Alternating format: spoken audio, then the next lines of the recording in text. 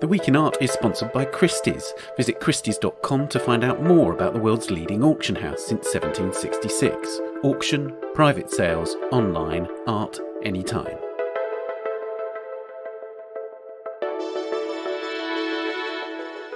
Hello, it's The Week in Art. I'm Ben Luke. This week we look at Africa, how the continent's museums are shaping the future of cultural institutions, and what the 19th century looting of the Benin Bronzes tells us about museums and colonialism, then and now.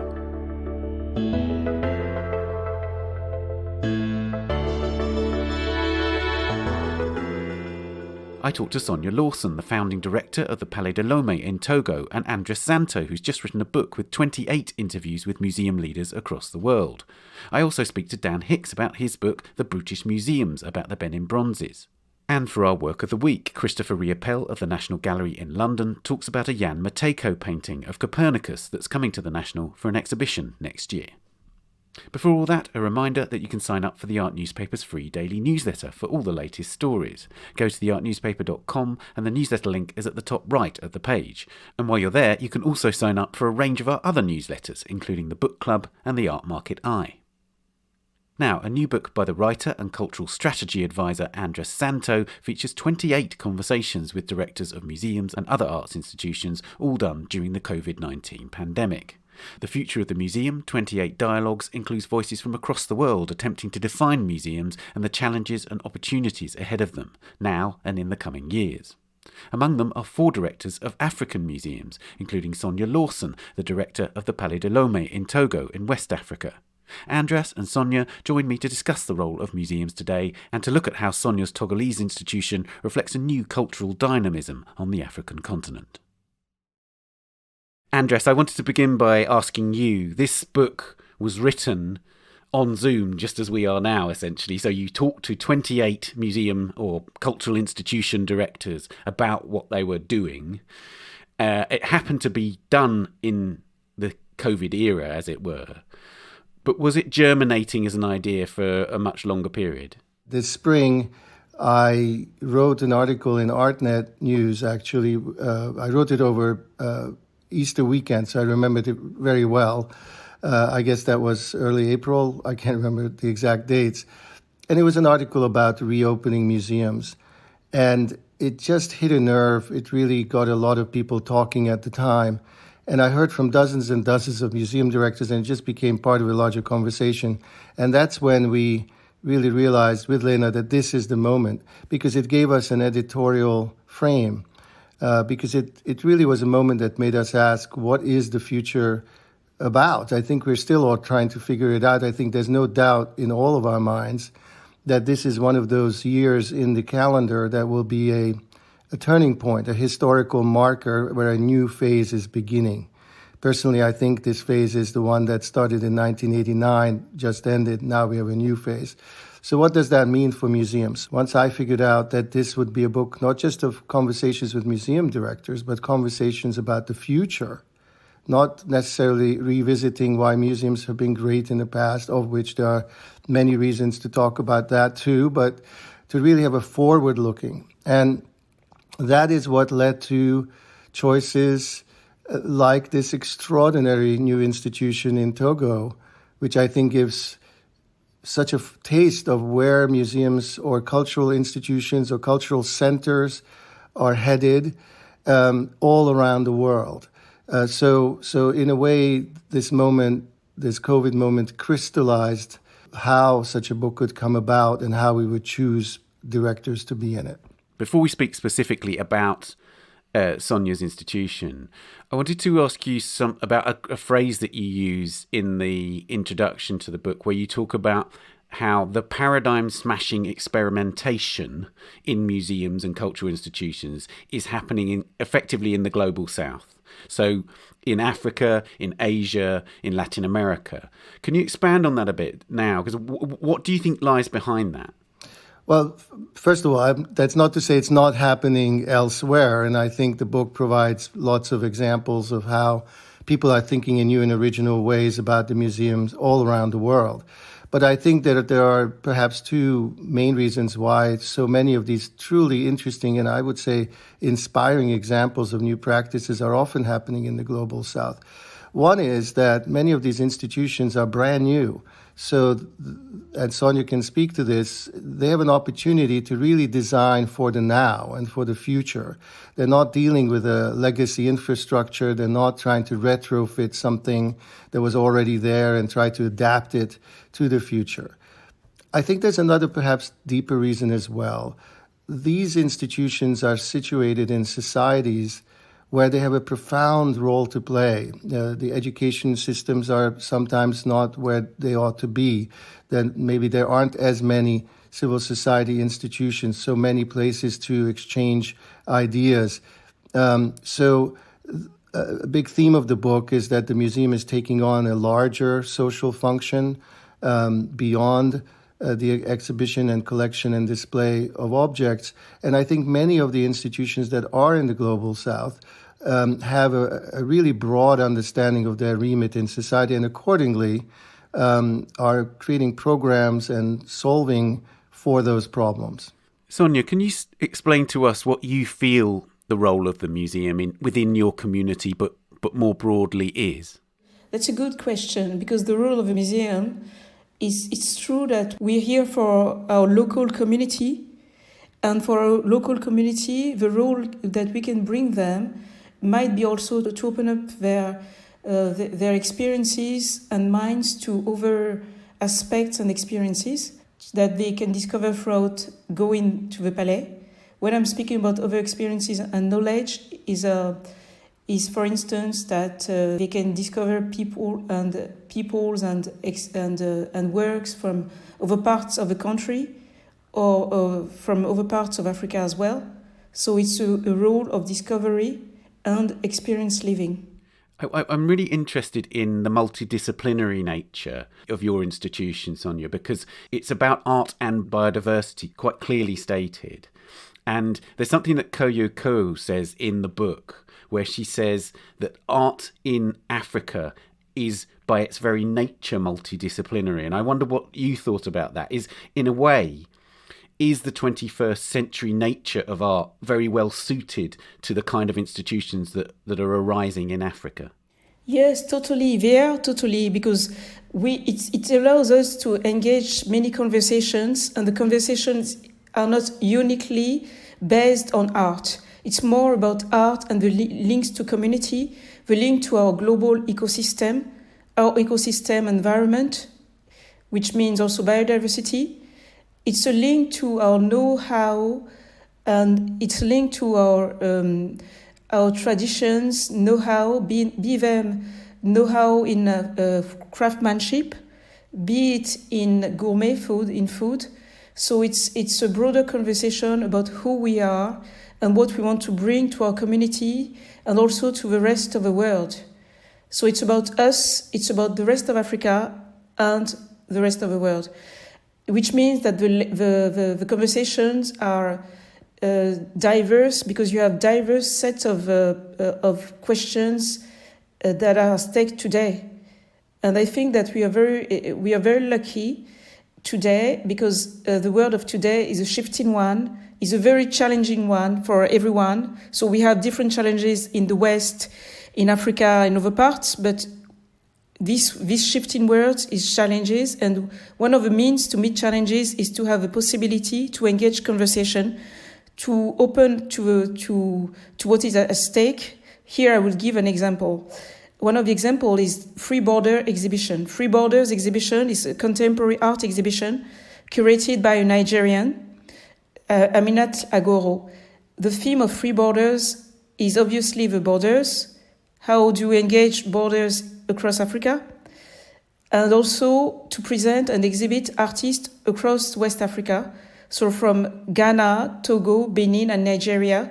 And these artists have in common to work and reuse the object. So how do you reuse the object that seem to be everyday objects? How do you reuse them and transform them through art?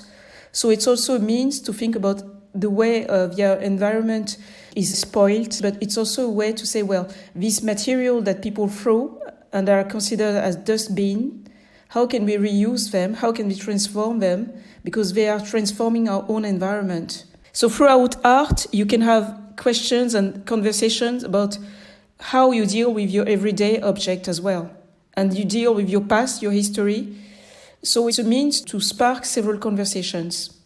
If I may jump in, I think one of the things that I found so inspiring in my conversations with Sonia is how, again, in this brand new institution, she has solved and built in so many of the assumptions that so many well-established institutions in the West are working so hard to implement. This primary sense of service to the community, this need and desire to reach those communities in languages and through programs that they can relate to and understand regardless of their educational level.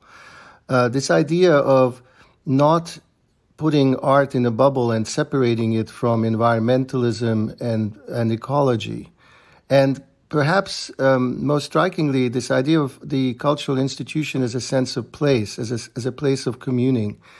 Her institution is, I believe, the only public park in the capital city of her nation, and in a very symbolically resonant building that used to be a governor's mansion.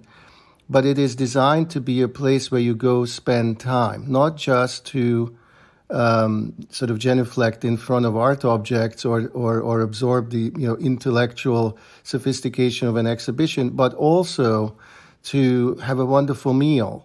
Also, perhaps to buy some fantastic things that are representatives of the local culture. Also, to walk around in this park and understand something about the flora and fauna of your country that you maybe are not visiting.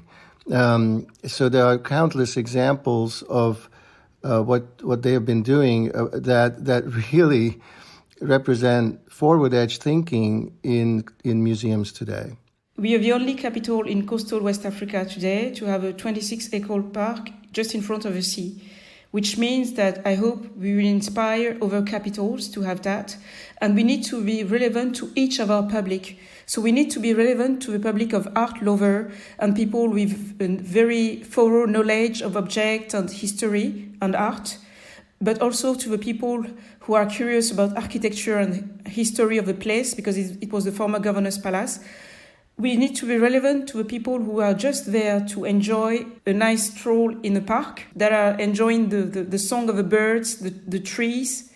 We need to be relevant to the scientists that are interested in the trees, but from a scientific point of view, in the birds from a scientific point of view as well, because we have 41 species of birds, some of them being very unique. So it means that for each of our audiences, we need to be relevant. We need to be relevant to the teenagers that are very tough. I would say they are very tough because we need to speak to them in a certain manner so that you can interest them in what you're exhibiting. You need to be relevant to the children. You need to be relevant to people from different social backgrounds. So it means that for each of our public, we don't have any one audience. I would say we have several audiences, and we need to be relevant for each of them so that they can experience something that is relevant to them. So, for instance, because we want to be deeply rooted in our traditions. In West Africa, you have a strong tradition of storytelling. So we working with storytellers to tell the stories. And the way they're telling it is not the classical connoisseur way of speaking, because they speak with they sing, they dance, they speak with their body as well. And they speak and they read their speeches to very old and ancient traditions that are resonating inside the minds of our audiences. So that's one of the things to engage with local communities, to know how to speak to them, not to be condescending or too, I would say, we need to be relevant to everyone. Each and everyone should be able to find something in the venue that interests them. And this is one of our challenges, but one of maybe the most exciting challenges is that we try to be relevant to each of these audiences. So, for instance, we have guides, but these guides, they speak obviously French, which is the official language of Togo. They speak French, English, because we have people coming from Ghana, the neighboring Ghana, so they speak French, English for our neighbors and the rest of the world, but they also speak Togolese local languages, so that they can explain in local languages the various exhibitions. So each exhibition has a guide that is included in the package, so to say. So when you arrive, you have a guide that explains you the exhibitions. And they are very welcoming, because what we want to do is to welcome everyone like at home. So that the forbidden place, the place of power of governor, is now our place as Togolese. So it's the place of all the Togolese, which means that we need to welcome them as if they were at home. So it's a different approach. I wanted to ask you about that, because it seems to me really symbolic that a building which was built in the colonial era and was built by, of course, Togolese people working for the colonial powers is now a palace for the people, essentially. And can you tell me about any challenges that you faced in enticing your audiences into that building, which obviously has so much resonance in terms of its colonial history? Yes, it does. It has resonance. And at the beginning of the construction, because the place was in decay, it was abandoned for more than 20 years. So at the beginning of the construction works, people were saying, well, why do we need to restore this colonial building that is so symbolic of colonization, German, French, English, and so on? Our answer to that was that it was built by the Togolese, and that this place is it's true that it's really a forbidden place. So many people told me at the beginning, and even now, some say, well, it's not for me.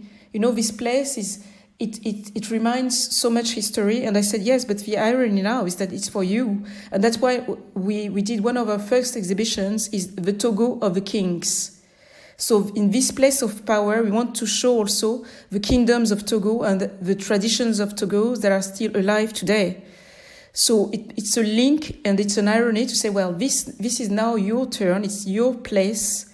It's our place, and we need to embrace that. The history exists. We need to it's as it is. It's good to understand it, to know about it, but we need to move forward and to move toward our past. So back to the past and back to the future. I just want to mention that this is not the only museum building or cultural center in the book that has such a complex history that is both resonant and challenging in many ways. It's just that it's a very recent. When we all walk into the Louvre in Paris, we forget that today that it is, of course, a royal palace, and it's just that it's been a museum for so long that some of those connotations are less apparent. In Singapore, the National Gallery in Singapore recently opened in what was the High Court building, and you can really feel that history there. In Dresden, which is also in the book, you have 15 museums that used to be royal palaces, also complex histories.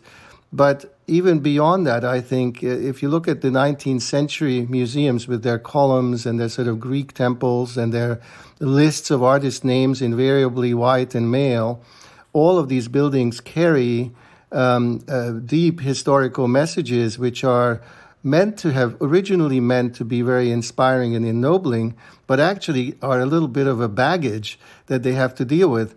And similarly, in several places in the book, we also talk about the latest museums with their, modernist, minimalist architecture, their white cube galleries. One of the great phrases in the book is that the white cube is itself a period room.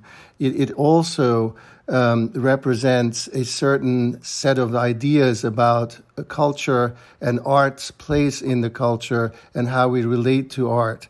So no building is ever innocent.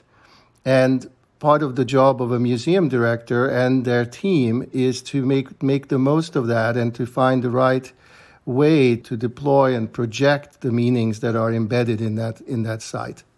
Sonia, I wanted to ask you about Africa and Togo, and this is a very pointed question from a Western point of view, because I think it very often when people talk about museums in Africa, they talk about African museums and reduce this enormous continent into this single entity. And I wondered about what role you see your institution playing in terms of the narrative of Africa and also the African diaspora. In a sense, is your primary engagement to your local community, or do you feel a very strong compulsion to represent African values, as it were, if there is such a thing as African values? I think it's true that Africa is such a broad continent that it's hard to summarize it by saying, hey, we represent Africa. We just represent an aspect of Africa because it's so multi-layered as a continent. It's enormous continent, so rich in cultures and diversity.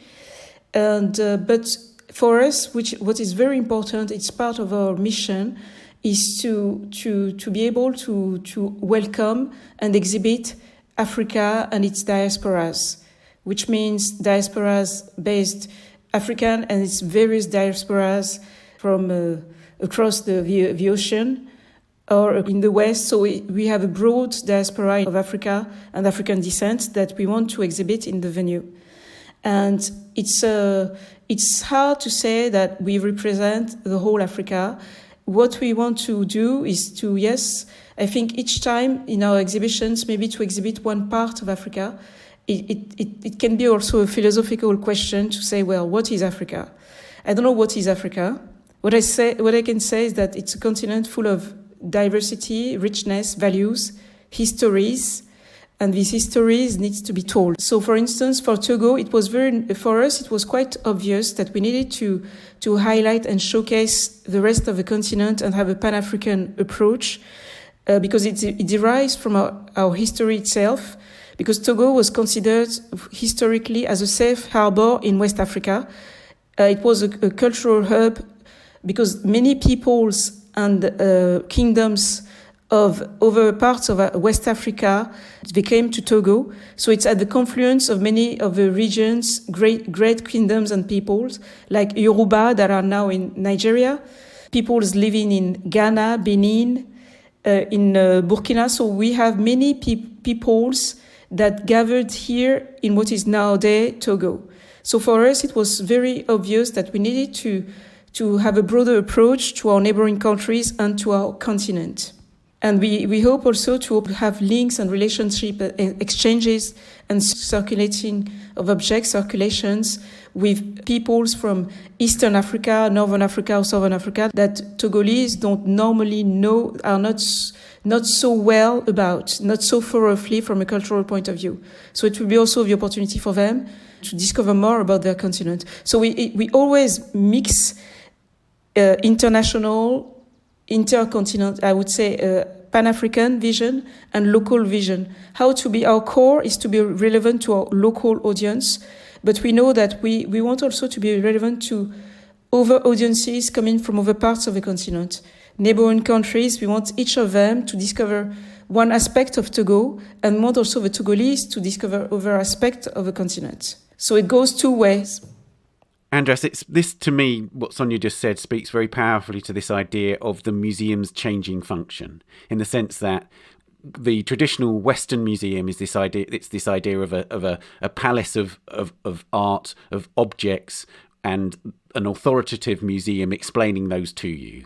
And your book very clearly articulates that role is shifting in different parts of the world and in ways that, in fact, is redefining what museums are. Absolutely. I think the two relevant conclusions when you pull back and sort of read all the interviews side by side. One is that there is a shift going on in the field. But it's important to say that shift is not to the detriment of the traditional scholarship, this idea of the museum as this place where you encounter things and ideas and expertise and so on. It's not a question of either or, it's a question of and. That a current generation of museum directors all around the world, for many years now, have been thinking hard about these other rings of Saturn around the museum, these questions around community engagement and how do we sort of come more to the level with the audience and how we use technology, how we engage other forms of creativity, and that this is enriching the museum. It's not undermining the project of the museum. The other, I think, really heartening conclusion is that that answer to what a museum is doesn't always have to be the same. It will be different in Togo than in Cape Town. It will be different again in Amsterdam or Budapest or New York or Singapore or Adelaide. And that is great. And I sort of came to the conclusion, that perhaps what we may put forward is an understanding that where the late 20th century gave us a pluralism in art, where we realized that anything can be art, that there can be a multiplicity of art discourses, parallel histories, and that we need to engage all those different possibilities. That transformation perhaps is now happening in the institutional sector, where you do not just have to copy the models coming out of Europe and North America, where an institution being more embedded in its history, its culture, its community, of course, is going to be a slightly different answer to what a museum can be. And that pluralism, that diversity, that complexity, and is going to be a very welcome next stage for museums. I was rethinking of what András said about the way that we need to rethink the model, and that not to retrofitting a model. It's true that we, as a new institution, we had to create our own references and framework. That's why we could mix art and biodiversity, and it was for us very obvious to do so. And for instance, what a curator for a museum normally don't do is that when you have an exhibition with objects, you can hardly put the object outside, give it to their owners, so that they can use it, and then that the object can come back. Of course, in a normal Western museum, you can't do that because it doesn't follow the rules. It's not something you can do for many reasons. But here in Lomé, we could do that. So for one of the exhibitions, the Togo of the Kings, one of the lenders was ready to lend the object, but they said, well, we need to have it. We need to have it for 15 days to do special rituals and ceremonies with it. So we need to have it back, and then we can give it back to you. So we accepted, and the objects left the palais, and after 15 days they came back, not exactly the same because they were used and touched, and so you can see this. They weren't the same object, but for us it was okay. It was part of what we think about these objects because they are living objects, so we used them. So a typical classical institution obviously can't do that. So it's one of the ways to engage. András, I'm intrigued by the fact that many of the people that you spoke to have very diverse skills. Sonia is a perfect example. Sonia has worked within the corporate world as well as the artistic worlds. So it seems to me that as well as seeing new models of museum, we're also seeing new models of museum director, right? Yes, I mean, look, the vast majority still come up the, art history PhD track in Somerset House and, all of that. But we do have one director in the book who was a professional clown for a while. And we do have one who used to be a rocket scientist. And we do have one who started a technology startup in his 20s while he was a Rhodes Scholar. And we do have one who speaks in the book about how he's always wanted to join the boards of Fortune 500 companies because he feels that a museum director has all the skills and insights to contribute to a board of that kind. Once again, we come back to the diversity of institutions. I mean, the current crisis looks very different from a state-run European institution where the employees are basically civil servants who are on the city payroll. It looks very different from an American museum that has a multi-billion-dollar endowment and another one that doesn't. It looks very different in a private museum where maybe you have a backer who has gotten richer during the pandemic period, as many billionaires have. And it looks very different again from a startup which is sort of still getting its sea legs. So it's very hard to generalize. But I think the cliche about every crisis being an opportunity does apply. I think that one of the things that perhaps we can all agree is that in the last decade, when things were sort of on the up and up post-financial crisis, it papered over the fundamental difficulty around the sustainability of institutions. And that is this. On the one hand, society keeps asking more and more of museums. We want sushi in the cafeteria. We want multiple language guides. We want digital everything. We want, green roofs and sustainable buildings. We want, after school services. We want collections to reflect a much broader array and diversity of our culture. All of that is dollars and pounds and more money and money and money. We want all those things. We demand those things because we think that the museum, being this public institution with these many functions, should deliver all that. On the other hand, government is not appreciably stepping up. Private philanthropy, especially large-scale philanthropy, is often gravitating to domains outside of culture. They're looking for bigger problems, as it were. And now we've had this crisis around the basic visitor business model. So somewhere something has to give. And this has opened up some space for perhaps new thinking, including sacred cows. As well known in the United States, the former very strong limitations on deaccessioning have been very gingerly given another look. I think that there are examples even in the book about how institutions are trying to look again at what their funding sources are. Let's not forget that a year ago, before COVID, the biggest news in our field was, how dare you take money from name your company, name your individual. That's another way that these museums are blocked. So one can hope that perhaps this very difficult experience may open some pathways to rethinking how we make this sustainable, because either you dial back the ambition around what you can do, or you come to some new understandings about how you're going to float the boat.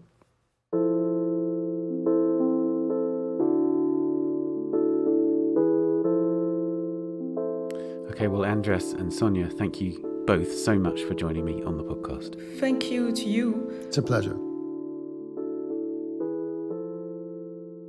You can find out more about the Palais de Lomé at palaisdelomé.com. And András Szántós The Future of the Museum, 28 Dialogues, is published by Hattia Kantz in Europe on the 30th of November and worldwide in January 2021. It's priced €21.99. You can read András's comment piece for the Art newspaper on our website or on our app for iOS, which you can get from the App Store. We'll talk to Dan Hicks about the Benin Bronzes and their restitution to Africa in a moment, but first, here are some of the top stories on the Art newspaper's website this week. A mysterious object resembling the freestanding plank sculptures of the late minimalist artist John McCracken, or the alien-built monoliths in Stanley Kubrick's sci-fi classic 2001 A Space Odyssey, has been discovered in a remote area of the Utah desert, prompting theories ranging from extraterrestrial visitation to avant-garde installation. Biologists from the Utah Division of Wildlife spotted the monolith from a helicopter while conducting a routine count of bighorn sheep in the area. The location of the monolith has not been disclosed, but aerial footage showing the object installed within a red rock canyon suggests that it lives somewhere in southern Utah, which has a distinct topological landscape.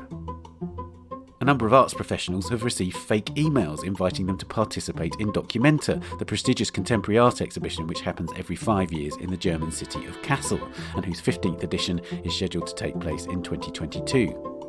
By yesterday, Documenta knew of 32 such fake invitations. Unfortunately, we don't yet know who sent them, said a Documenta spokeswoman.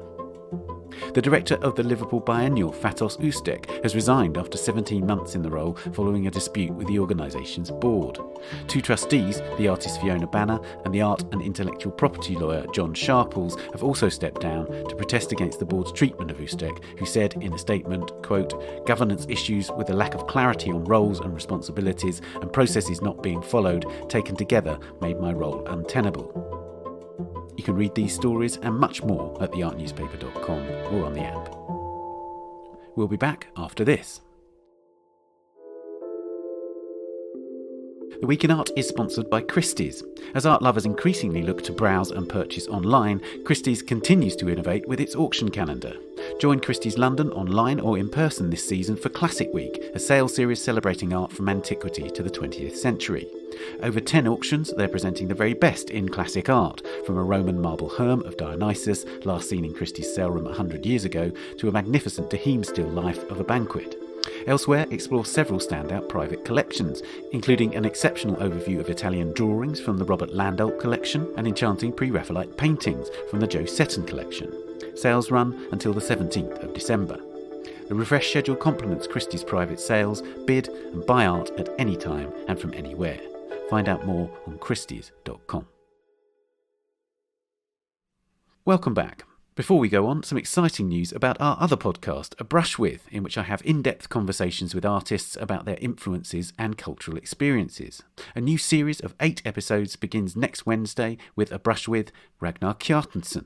Subscribe at Apple Podcasts, Spotify, or wherever you're listening now.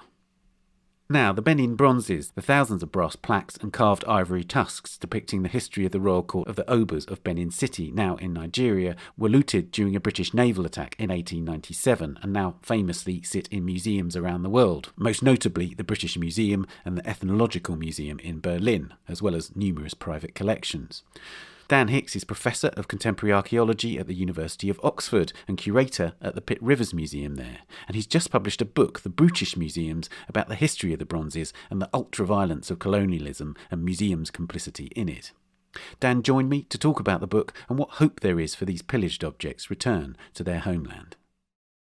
Dan, I wanted to begin by asking you about museums and what kind of spaces they are, because a key argument in your book is that museums are not neutral spaces, whatever some of the people that run them seem to want to tell us. Yes, absolutely. That's a good place to start. So for me, obviously, I work in a university museum. And it, may be that in higher education, we're more aware of the function of museums, which is an important function of all museums, to be sites of knowledge. So this is about understanding the world, but it's also, layers from the past of other ways in which, the wider world has been understood. So for anthropology and archaeology, often, of course, those, modes of understanding, the form of knowledge that was being made was one that we wouldn't actually adhere to, now. So anthropology had an absolutely central role in arguments over white supremacy, over cultural evolution. So the public space of the museum today is the recipient of those ideas, but it's also, I think, an incredibly important public space in which we're able, if we get it right, to understand what archaeology and anthropology can offer in the present day. But it's also crucial, isn't it, that like at points in your book, you argue that the museum is a weapon, that it is an agent in the process of colonialism. It's used in that white supremacy. It's an instrument of white supremacy to a certain degree. Yeah, that's right. And I think that was one of the, sort of aha moments as I was writing the book. There were quite a number of them, I've got to say, of things that I discovered in the writing process. But certainly one of the big ones was to realise the central role that museums had to play. Who knew that art was important in, world history? We often don't think that's the case. Who thought that actually in order to fight racism in the present, that a museum of all places would be the place that you would choose? For a lot of actually, good reasons, right-thinking people have thought that actually maybe this is not the case. Maybe art is just art. Let's sort of leave it to it. But in the 1890s, actually, culture was being actively put to work to justify, but also to naturalise and to make endure the sort of idea of a cultural superiority. So that's what the Pitt Rivers was, and the sheer speed at which, as the book documents how fast these objects from this absolute the free-for-all that happened with the looting from officers, from administrators, hundreds of men on the ground who actually return with thousands of objects. How fast some of those end up on display in London and Berlin. That is a weaponization of culture, yes. I was intrigued. There's a really nice analogy that you use where you say that colonialist ultra-violence is like a Victorian smog sort of coming up through the iron grills in museums. And I think that's a really interesting idea that it's not just a past mode for museums. There's still an active legacy of that attitude right now in museums today. Yeah, that's right. So I think, overall, we would argue in any setting when we think about empire that it's important to say that empire isn't over, But here in the museum, we see there's another layer to that. Rather than just asserting, racism based on imperial ways of seeing hasn't sort of gone away, we see how it has actively been built into institutions. And our museums are, as we know, spaces which are interventions in time.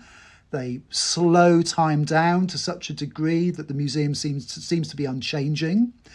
Some of our colleagues in museums think that means that the world around the museum will never change. But of course it does. So I think all those arguments add up to, a sense that the museum is an incredibly important space for recognising the endurance of empire.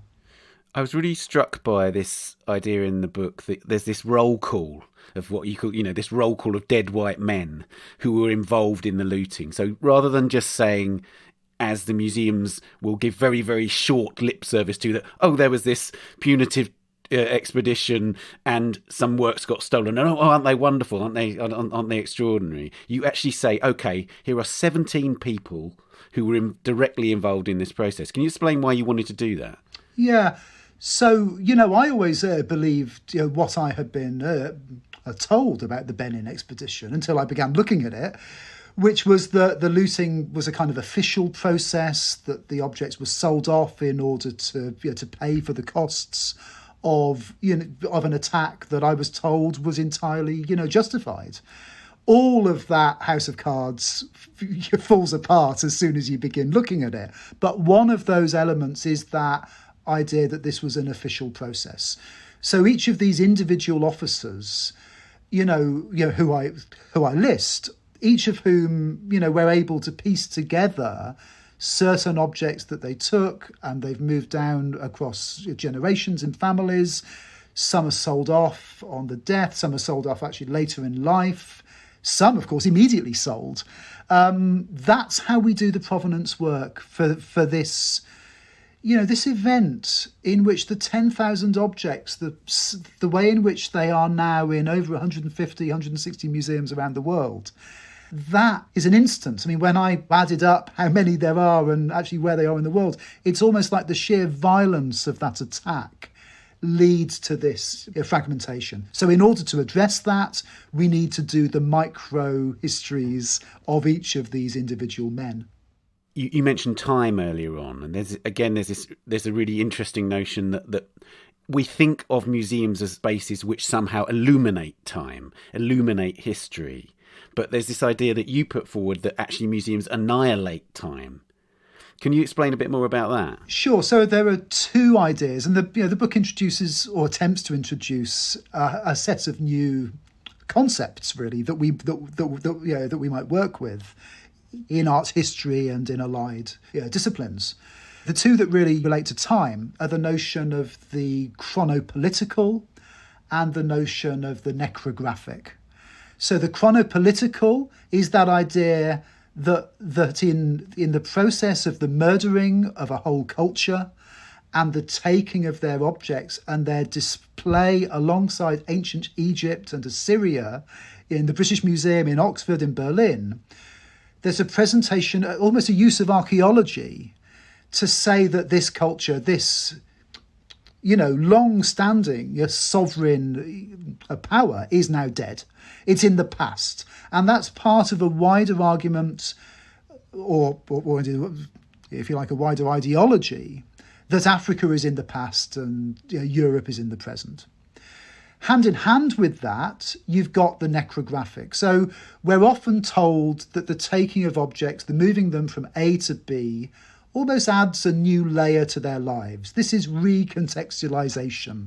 This is something that's always happened. And it's positive, it's additive.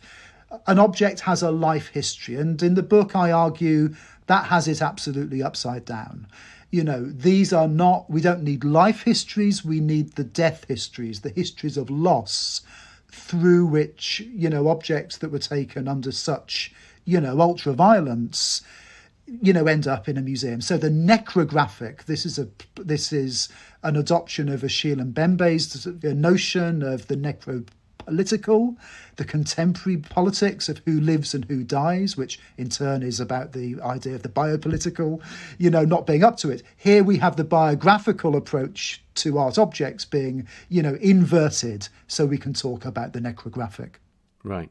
I mean, that is such a significant thing as well, isn't it? Because it's part of this idea being expressed much more widely in recent years and being much debated about museums being as much about people as objects. I know that's a kind of notion that you have explored quite a bit here and elsewhere, right? Yeah, exactly. I mean, for me, the model of the curator that I was, offered as an ideal, when I was first working in museums, was, the history of the world in 100 objects sort of model. The Neil McGregor model, where there's one, white guy that has all the answers, understands all the histories. The objects kind of illustrate those histories. They're not really, you could tell the story without the objects, but it's quite nice to have these things as, a bit of visual dimension for a hook to hang your stories off. That model is absolutely of the last millennium. Today curating or curation has to be about not just yourself. It's a collective act. It's always a co-curation. Has to be about the foregrounding of other voices at the appropriate point to pass the mic, but also to use your expertise to share the knowledge. So that's something this book aims, really to do, which is, if you like, a part of a wider movement, as I see it, that's happening in our museums and has to happen, to care about, objects, but actually to care about the people who value them, more. And to move to such a sort of point where we can rehumanize these the galleries of our museums.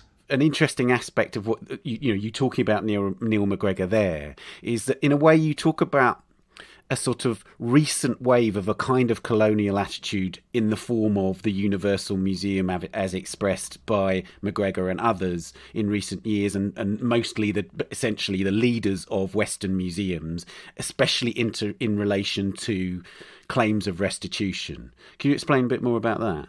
Yeah, so the book, outlines the declaration of the value of Universal Museums as it came out in 2002, and the book situates that moment not only in terms of the long-term campaigns in the 90s, in the case of Nigeria, the Bernie Grant, campaign, but also in the context of the Athens Olympics and the calls for the return of the Parthenon marbles.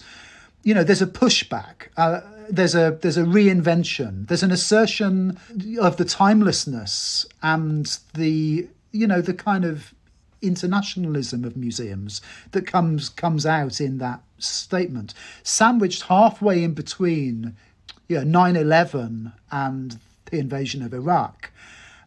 And I argue that not only is it the universalist argument is not only mortgaged to the Blairite model of multiculturalism as a sort of melting pot, that we can forget about the histories of how these objects came here, but we can have conversations across different cultures in the present. We can instrumentalize the museum in that way. But we can also, lucky us, we can also save the destination tourism, industry. We can get people on aeroplanes again after 9/11, because look, why don't you go back and forward between London and New York and see these objects? Now, of course, for Africans, the changing visa regimes since that moment have made it, what was already a fairly shaky argument, the reality of it actually, becomes less and less of a reality. And then, of course, here we are in the time of lockdown, which for many of us, certainly for me, I think this isn't a dress rehearsal for environmental change. This is the start of environmental change as we see it, and how that's going to affect, culture. So, of course, it's impossible. It's unsustainable to say that you get on an aeroplane if you want to see your own culture. So that's the context in which really, restitution today has to move away from what was a very thin and ultimately unconvincing argument to say that the Universal Museum has always, that the British Museum has always been a universal museum. The book argues, that isn't the case. It's a modern myth, not an Enlightenment ideal. And it also attempts to put, to actually say, well, here's what we can do instead. There was a group set up called the Benin Dialogue group. How effective a group was it, and what were its aims, and did it address the issues that we've been discussing? Sure. And so the group actually, continues to exist. It's a coming together, really importantly, of the key actors in Nigeria, which, includes the nation state, but also the federal government and the royal court, with a number of the museums with the larger collections around the world, largely European. And, there have been, regular meetings of the dialogue group. The dialogue group itself hasn't got a position. It doesn't, it does every time it meets, it issues a summary of what was discussed. But, often you see it misreported in the media that, that the dialogue group thinks this or that. Each of the members, institutional members of the group, has its own and indeed often evolving, current position on, restitution. One thing which has been incredibly good, I think, out of those conversations has been the support of the planning. So one of the things that's really important has been the setting up of the Legacy Restoration Trust, which actually the Dialogue group has been able to support, which is a Nigerian-based entity that in turn is going to support the new museum sort of happening. So, that's all great. But there also comes a point where dialogue has to give way to action. And therefore, the dialogue group continues. There will be another meeting, COVID permitting, next year at the British Museum. But, the world is also continuing, to turn. And I expect that next year we may well see some further returns. We saw some returns this year, as the governor mentioned in a recent speech. And I think, we all expect further returns to happen, whether as actually part of the group or outside of it. Right. Let's talk about the sort of legalities of restitution, because another argument against restitution is, we just can't do it because the laws say we can't do it. But we know from the Savoir-Sarr report and the ripples from the Savoir-Sarr report that France, for instance, is now taking action to repatriate objects. So do you think that legal argument can stand for much longer? Do you think it's on borrowed time to a certain degree? Yes, I think it is. The first thing, of course, to observe is that, European law, as opposed to other legal systems elsewhere in the world, is not necessarily where we have to start. When the French say that what is in the Musée du Quai Branly is inalienable, in other words, it can't be given away, well, for the communities from which it was taken, it was inalienable as well. It's like, right. Trying to take your landscape. It's, like sort of trying to take your children. And of course, the British and the French and others have a history of, the taking of people from West Africa, the taking of land. But somehow the taking of objects we have not thought of in the same way. So, I mean, the legal cases, undoubtedly there are some instances where, modern looted objects have, illegally found their way into collections. But the legal thing and the idea that there's a legal, there are some cases with our national museums in Britain where there is a legal constraint against, deaccessioning and therefore restitution. However, across our museums, returning objects is absolutely the norm already. It is business as usual for Holocaust spoliation, since the 90s, for the return of human remains. And for many African societies, that sort of division that we are making as the curators in between a cultural object of ancestral and sacred or royal, significance that not only sort of represents but constitutes an ancestor. The idea that we're going to treat that cultural object differently, to the physical remains of that ancestor as a person is an arbitrary decision. So, we're already restituting in those other contexts, and the law was changed for Holocaust spoliation, absolutely crucially for the nationals. So here in our non-national museums, in the university museums, up and down the UK, you're never more than 150 miles away from a looted African object, and often they're not in the national museums. Even in the iconic case of Benin, more than half of the looted objects that were taken in that raid here in the UK are not in the British Museum. They're elsewhere. That's right. It's astonishing that only 8 or 9% of the objects from Benin City are actually in the British Museum. Is that right? Yes, exactly. And there are certain larger collections, Berlin and the British Museum. But there are many, many other collections from Cambridge, to Edinburgh, to Oxford, to Exeter, Bristol, Dublin, Abu Dhabi, you name it, around the world, St. Petersburg to LA. That's where these objects are. And so that's an important part of what the book does. It attempts the first attempt, and it is a provisional attempt.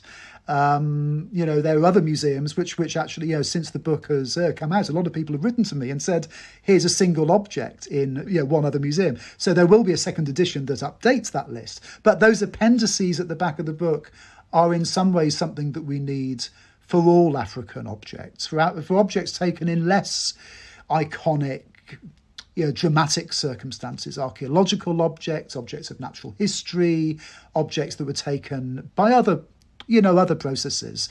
The Sarsavoie report made the important argument that 95% of Africa's, heritage is outside the continent. I would counter that, or I would add another layer to that here in the UK, less than 1% of African objects here are on display. Most are in the storerooms. Some are in boxes that haven't been opened for 100 years. We need to tackle, the reality of what this is. And so the legal challenges, that's really a tiny part of, managing things that, of course, actually it costs a lot of money to hold on to these things in the storerooms, and especially if we don't even understand what we've got. I'm taken by this idea that runs throughout the book as your process as researchers, as curators, as a kind of archaeological process, in a sense, reorientating archaeology towards this new form of provenance research which actually works with repatriation and restitution. So can you tell us about some of the projects you're actually involved in that are actively working in this area? Yes, of course, absolutely. So there are 3 main, initiatives which I'm involved in, which is aiming to move from dialogue to action for restitution. So the first, that we're just launching this autumn, is a programme called Action for Restitution to Africa. This is led from Accra, from Cairo, and from South Africa.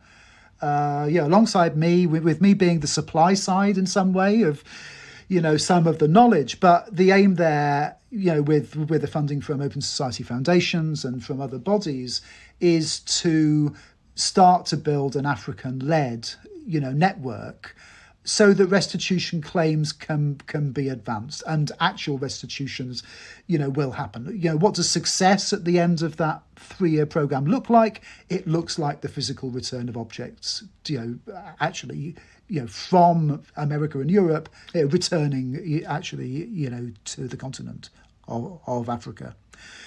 So the second programme I'm involved in is funded by the AHRC and the DFG, which is the German equivalent of arts funding for universities. And this is Bénédicte Savoy and I are the leaders of this work. And we're calling it the Restitution of Knowledge. And this approach really tries to reverse engineer the question of how we understand, what was taken. And we want to reimagine the objects in museums as a kind of index of acts of violence.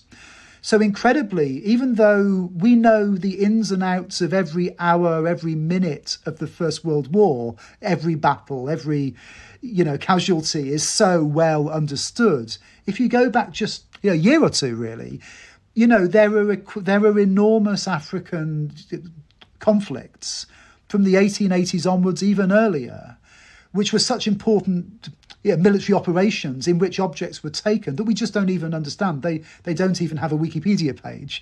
This is a conversation across Europe. It's based in the Berlin and Oxford teams, but it's also reaching out, to France and to Belgium, Netherlands. So we can aim to match up objects in museums and these acts of taking. So we've heard of the Benin expedition, but maybe we haven't heard of other expeditions in, Uganda, in, Ghana, in Egypt, and so on. And then the third, which is going to kick off early, next year, so early in 2021, is the network of devolving restitution. So the Devolving Restitution Network is a series of the non-national museums, which I mentioned, who find themselves actually not subject actually to the legal conditions of the National Heritage Act, who are often also led by and have individuals working in them who, exactly like me, think that we need to adopt an open-minded, action-oriented, and of course, a case-by-case approach, to restitution. And so that will be a series of online events. I mean, we were intending these to be face-to-face. Who knows about the second year of it? But again, we're not asking the museums, and this involves a whole host of, more than a dozen of the key museums across the UK. And it's wonderful to be having those conversations alongside African colleagues, as well, who are able to make the case for restitution. So the first of those is happening, early next year. So you can follow the Twitter account at Brutish Museum in order to keep up to date on that.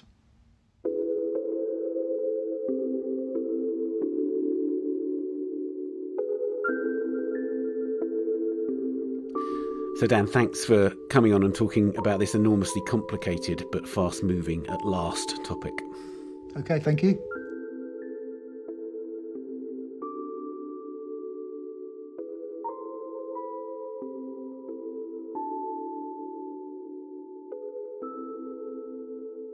Dan Hicks's The Brutish Museums is published by Pluto Press, and in their sale until the 9th of December, you can get it for £10 in hardcover or $3.99 as an ebook. Now it's time for the work of the week. It was announced this week that in March next year, a seminal work by the Polish painter Jan Matejko will travel to the National Gallery in London for an exhibition.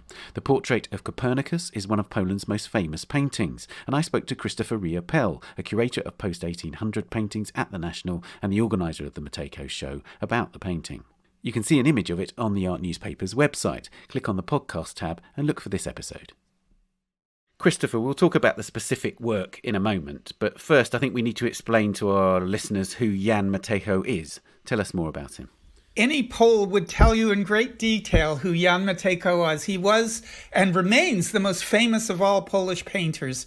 He's born in 1838 in Krakow. He lives almost his entire life there, and he takes very early on the history of Poland, the great moments of Poland, as the subject of his art turning out an extraordinary range of images evoking the history, the passions, the defeats of the Polish people, so that for almost any Pole, how they think of their history, they see it through the eyes of Matejko. What about technically? Because it seems to me, looking at his work really for the first time, that he's within an academic tradition. To what extent was he part of that sort of academy system in Europe? He studied in both Munich and briefly in Vienna. The academy in Krakow is now named after him. And he also sent pictures fairly regularly to Paris. So he was, yes, on that international circuit of academic painters, painting in the last vestiges, I think you'd say, of history painting. Okay. And we're going to talk about this work which features Copernicus. So tell us, what's the significance of Copernicus to the Polish people? Copernicus, the great astronomer, the man who in the early 16th century realizes, again, for the first time since the ancient Greeks, the heliocentric model of our solar system. We rotate around the sun, etc., does not rotate around the earth and mankind. It represented a great leap forward in understanding our place in the universe. He has long been seen by Nietzsche, among others, as the great exponent of a particularly Polish kind of independence of mind, a willingness to see beyond convention, which has always been an important part of the Polish imagination. The painting by Matejko arises at the moment of the 400th anniversary of his birth in 1873, when his nationality, as it were, was very much contested, because where he had lived was now controlled by Germany. His first language may well have been German, and the Germans, Goethe, having started it in a certain way, wanted to claim him as one of the great geniuses of the German imagination. So 1873 was very important for the Poles in winning back Copernicus as being a true Pole. And it's in that context that who was already the most famous Polish painter sets out to paint an image of Copernicus that would definitely establish him as the genius of Poland. It's a really intriguing picture, isn't it? Because you're not seeing him in a way defining that famous diagram. He's not articulate. It's in the picture, but it's not.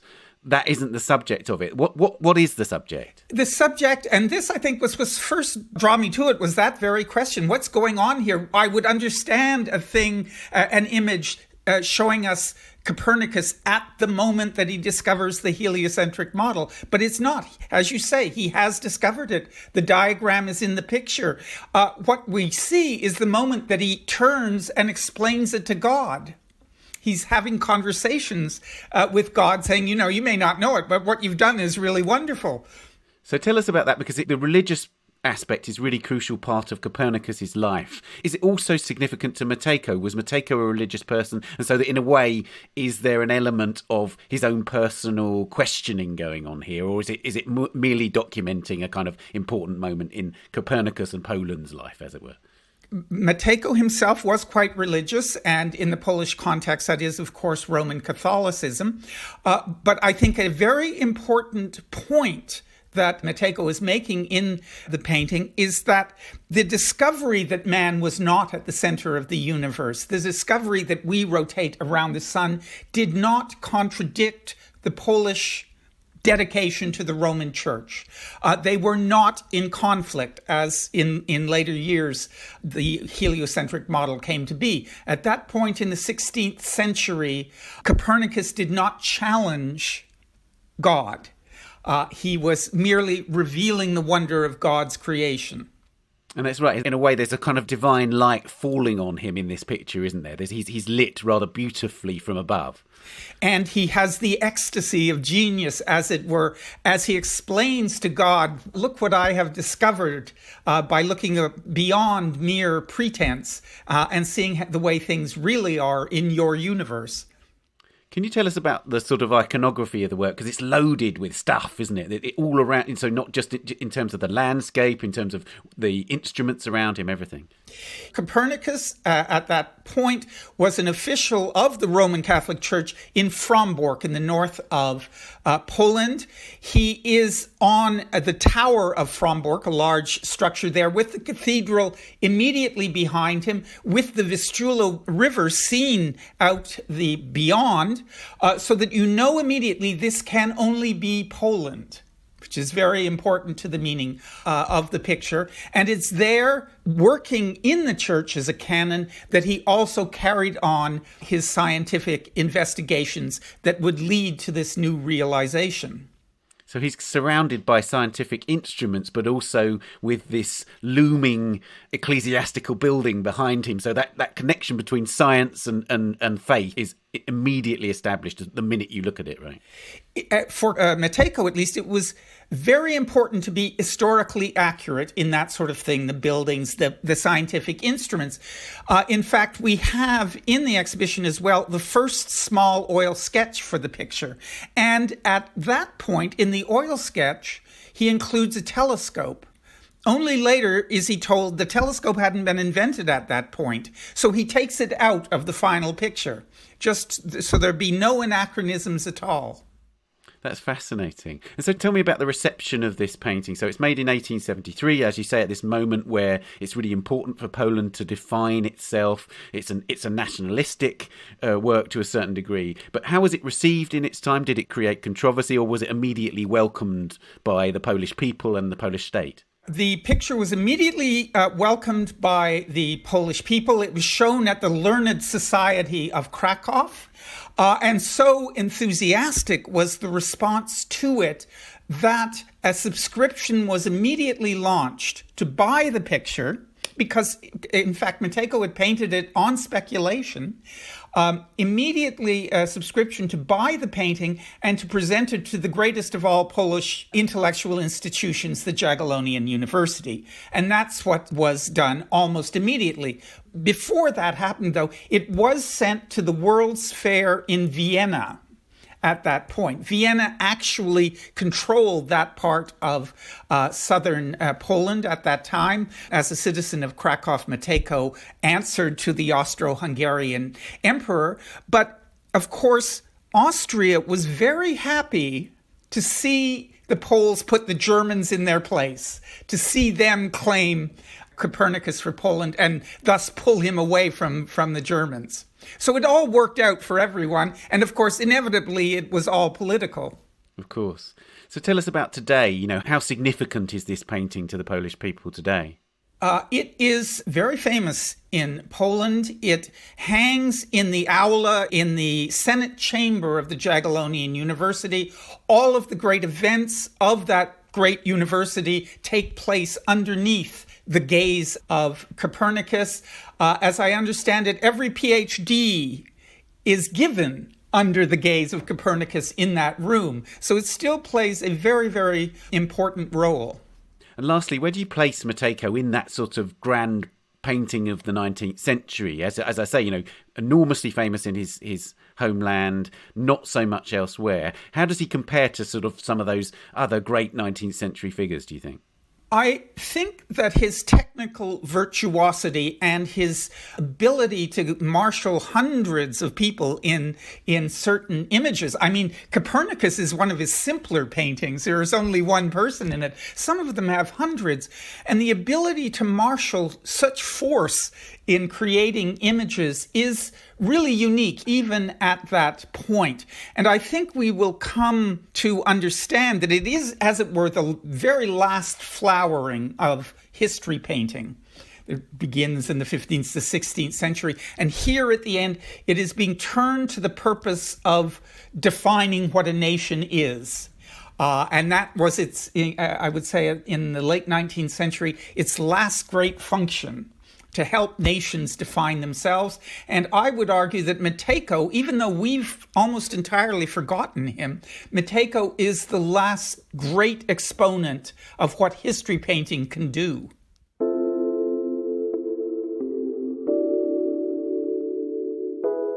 Christopher, thank you so much for telling us about this painting. You're welcome.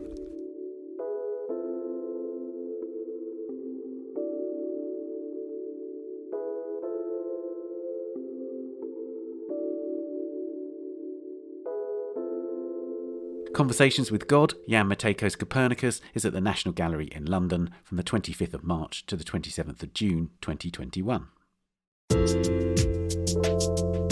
And that's it for this episode. You can subscribe to The Art Newspaper at theartnewspaper.com. Click on the subscribe link at the top left of the page and you'll find a range of subscriptions. And do subscribe to this podcast and A Brush With if you haven't already done so. And please give us a rating or review if you've enjoyed it. You can also find us on Twitter at Tan Audio and on Facebook and Instagram, of course. The Week in Art is produced by Julia Michalska, Amy Dawson and David Clack. And David also does the editing and sound design. Thanks to András and Sonia, to Dan and to Christopher, and thank you for listening. See you next week. Bye for now.